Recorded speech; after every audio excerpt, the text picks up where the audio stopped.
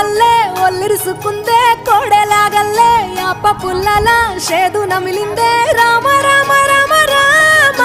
తలకు పోసుకుందే నా నేల తల్లే అలికి పూసుకుందే ముగ్గు సుక్కల్లే సత్తి ముటల్లే సగబెట్టుకుందే బాయి గిర్కన పల్లె